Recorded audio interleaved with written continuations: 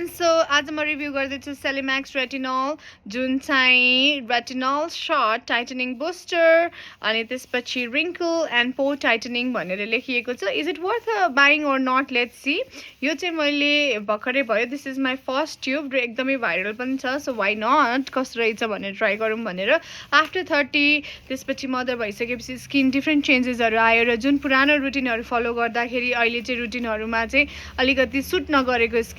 स्किनलाई प्रडक्टहरू त्यही भएर चेन्ज गरेँ र 30+ भएपछि मैले इभन रेटिनल पनि इन्ट्रोड्युस गरेँ र मलाई सुट पनि गर्यो त्यही भएर यो चाहिँ रेटिनल सर्ट भनेर एकदमै मार्केटमा भाइरल थियो and it's more good effective भनेर स्किनमा छ अब के गर्छ चाहिँ यसको म डिस्क्रिप्सन बक्समा लिइदिन्छु यसको हजुरले हेर्न सक्नुहुन्छ रिङ्कल भएकोमा एकदमै थोरै अमाउन्ट लिनुहोस् भनेर एज यु क्यान सी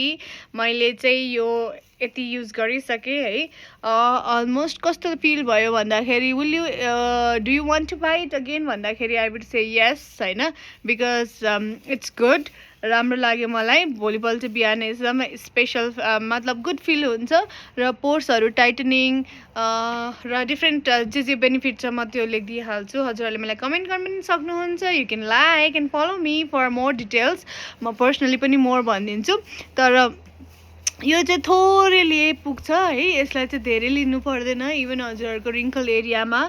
त्यसपछि पोर मिनिमाइजिङ पनि गरेको जस्तो लाग्यो अगेन एउटा हुँदैमा इट्स नट लाइक एकदमै ड्रास्टिक चेन्ज आउँछ भन्ने छैन डिफ्रेन्ट फ्याक्टर्स स्किनमा इम्पोर्टेन्ट छ फुडको कुरा हाइड्रेसन पानी पनि अनि प्लस स्किन केयर पनि is important so yes this is मलाई परेको थियो मैले चाहिँ डिस्काउन्ट अमाउन्टमा लिएको थिएँ यो चाहिँ अलमोस्ट 2000 समथिङमा लिएको थिएँ हजुरहरूले चाहिँ अफर चलिरहेको हुन्छ सेलहरूमा पनि किन्दा हुन्छ otherwise is it worth money buying worth money spending yes